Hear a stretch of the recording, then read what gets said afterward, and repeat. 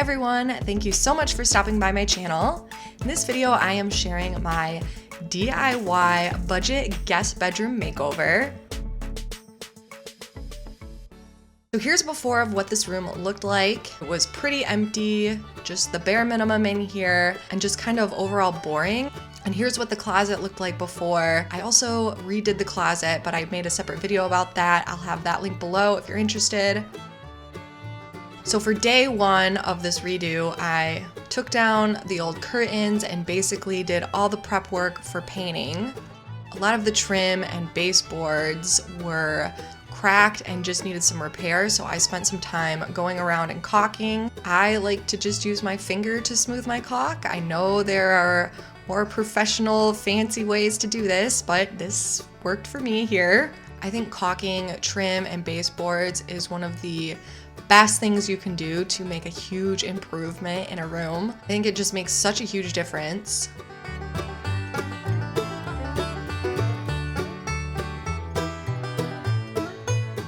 And so after all my patching and caulk work was dry, I went ahead and gave all that trim and baseboard a fresh coat of white paint. I will never leave this kind of caulk unpainted. In my previous house, some of the former owners left tons of unpainted caulk around the house, and it's just a nightmare. It catches so much dust, it gets sticky, and it just looks terrible.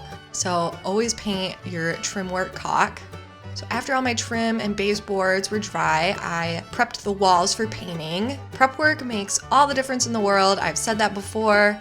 So even here, I was like, my walls don't look too bad. I don't know if I really need to clean them. But sure enough, I gave them a good Swiffer and there was lots of dust.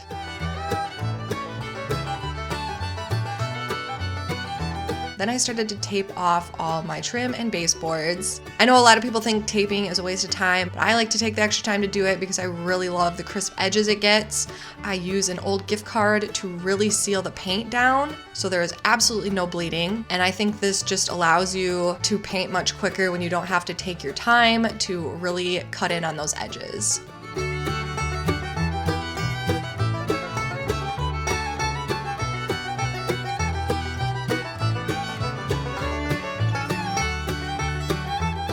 All right, and here is everything ready to go for painting. Everything's caulked, patched, and taped off. I also painted the inside of the closet, but like I said, I made a separate video about that.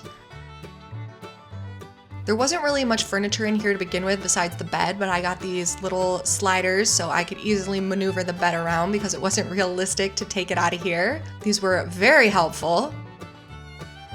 And then I just started painting. I chose a light to medium blue color. I really wanted to do a pop of color in here since most of the walls in the rest of my house are pretty neutral. I'm sure there will be a lot of people who would prefer the neutral color that I had before, but I just wanted to do something a little bit more fun.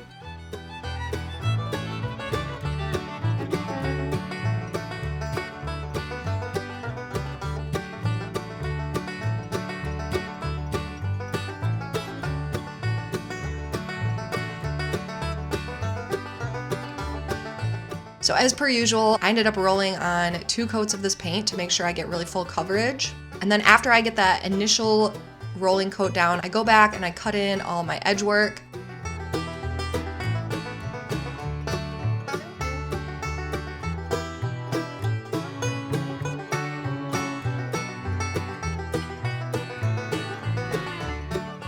I would say for cutting in on ceilings, it just takes practice. This paintbrush really works well. I have it linked below if you're interested. I've worked with some paintbrushes before that give my hand really bad fatigue, and this one does not do that. I got new electrical plate covers that were white. I plan on eventually changing out all the actual electrical boxes to be white and match. I also spray painted my vent cover to a bright white. It was previously kind of beigey creamy color.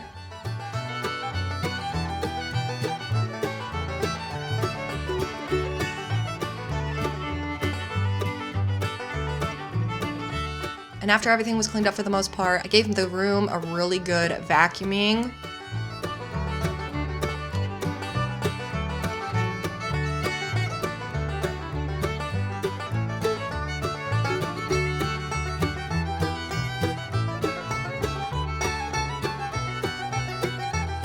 So then I started installing my new curtains. That is something I did buy new for this room. Looking back, I am not completely happy with these. I should have mounted my brackets higher, which I think I will probably eventually go back and do. And I also don't like that you can see the brackets with how the rod goes through the rod pocket. So I am going to try to figure out how to make that a little bit more aesthetically pleasing. But for now, it is what it is, and it's better than it was. So for this makeover, I really wanted to try to utilize as many things as I had around my house as possible. I had this IKEA cube storage sitting around not being used, so I brought that in, as well as this TV that was not being used, so I figure I might as well just put it in here. One thing I did buy is a luggage rack. I always appreciate if I go somewhere and there's a luggage rack, so I thought this would be a nice extra touch for a guest bedroom. And eventually I plan to get 2 matching nightstands, but for now I just brought this old sewing table that was my great-grandmother's up here to use as a single nightstand. And I tried a couple different lamps to see what I liked. I'm not in love with either of them, but I ended up going with the taller buffet style lamp. And then I just added a few decor touches on the nightstand table.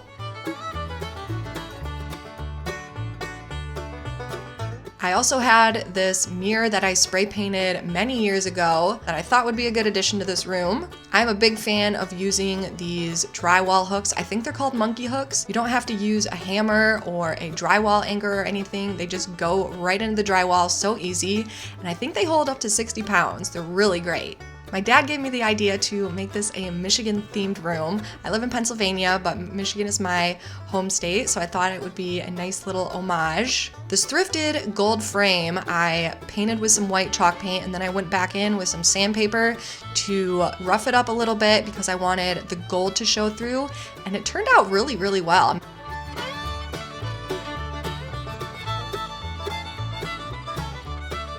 And then I just put these all on the wall in a little collage format.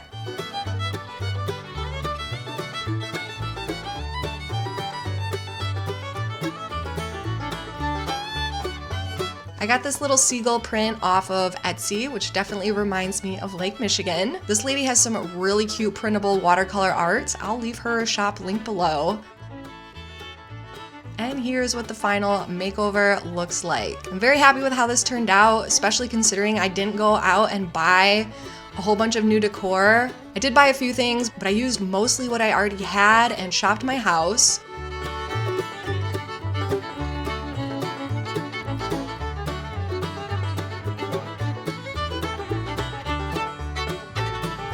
If you enjoyed this video, found it motivational or inspiring in any way, please give it a big thumbs up, as well as hit that subscribe button down below. I make lots of DIY home decor videos just like this one. Thank you guys for watching, and I'll see you in my next one.